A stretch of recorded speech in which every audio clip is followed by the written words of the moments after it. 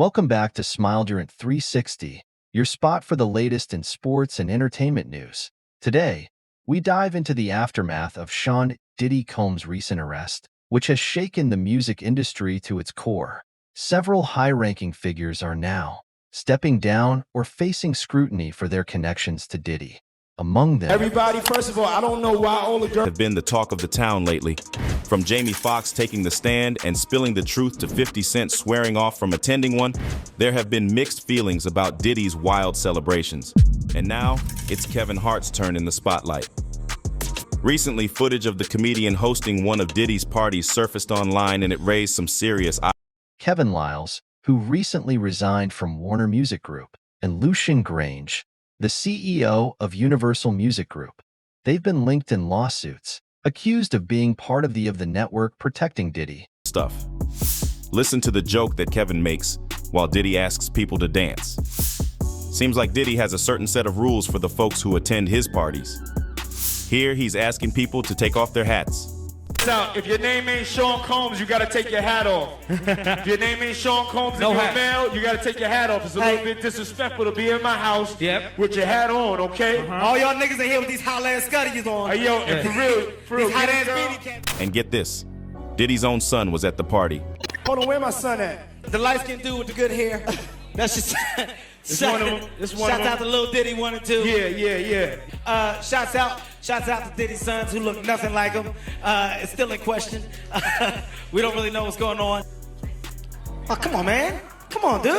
Don't nobody want to see that shit. The 20-minute footage is packed with shocking. You can see him surrounded by many girls in the bathtub. However, it's official. We're here. Dirty Money album release party, last train to Paris. Fans think that Diddy was simply acting for the camera. He didn't want his gay escapades filmed, hence the nervousness. We want to thank you. Come here. Don't sit on the bed at night. No homo. No, just don't get close to the bed. Don't get close, but it's just like, yo, we want to thank you for hosting the thing, man. Now, rumors about Diddy being gay have been swirling around since the 90s. Fans can understand why Diddy might have wanted to stay in the closet since the industry was not as open-minded back then.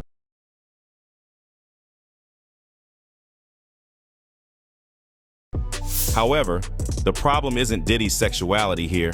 It's the gay rituals that involve underage boys, luring young boys to his parties and forcing them to perform sexual favors, not just for himself, but for his close circle of elite friends. According to industry sources, these rituals serve as a sort of initiation where actors prove their allegiance to Diddy and his squad in return for fame and money. Back in the day, actor Jamie Foxx was downright desperate to gain entry into these parties, and it seems like the higher-ups heard his prayers.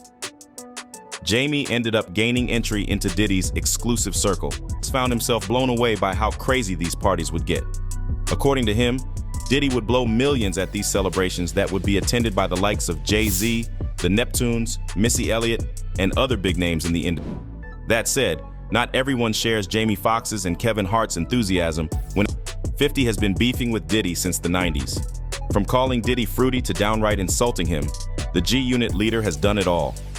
Now, Fifth, when you continuously call Puff gay, does that affect your relationships in Hollywood? I don't call him gay. I said, Let me read it, Fifth. Oh my God. Sorry I can no longer help you guys. Soon you will all be gay and happy. You are all now left under leadership of Puffy Daddy. Report to the nearest rainbow. Dinner Thieves in theaters January.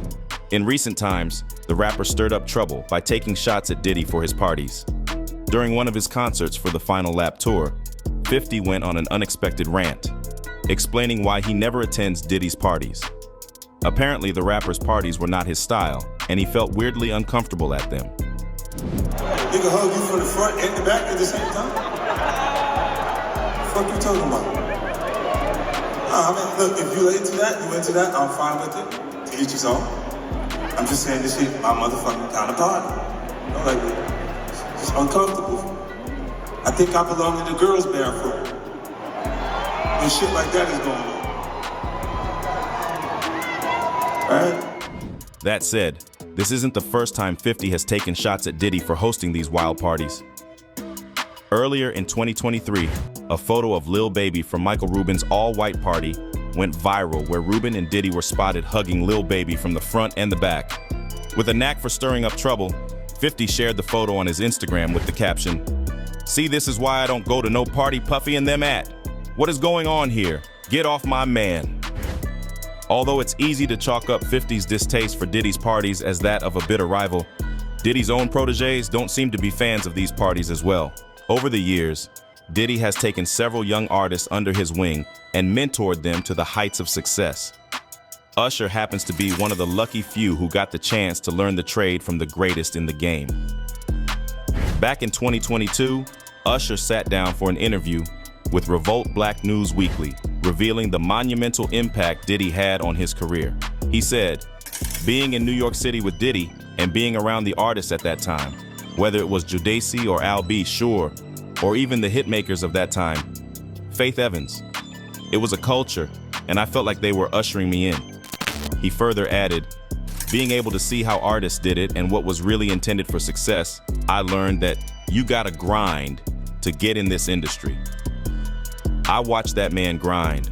So, every bit of recognition that he's been getting in celebration for his career, I think it is well deserved, and he is an inspiration to me. Back in 2016, Usher sat down for an interview with Howard Stern and revealed that L.A. Reid arranged for him to live at Diddy's house in New York when he was only 14. I moved to New York City, and I lived with Sean Puffy Combs for a year. That's the crazy thing. Now, that was L.A. Reid's idea, right? We're sending you over to something called Puffy Flavor Camp. There you go. To learn Flavor Camp. Yeah, Flavor that's Camp. what it was called. And you're going to go to Puff Daddy's. He's going In the 90s, do you understand what that's like? However, the live-in situation turned out to be more than what Usher signed up for, as he was forced to attend Diddy's infamous Flavor Camp as well. Now, Usher never revealed what went down at this Flavor Camp, except that he saw some wild things that he was too young to comprehend. Nobody tried to, some woman didn't. Ethiopia Habtemariam, former Motown Records CEO, is also in the spotlight for her connections, while producer Rodney Lil Rod Jones brought forth a lawsuit revealing these disturbing ties. It's a reminder that no one is untouchable, as even the most powerful executives are now under investigation.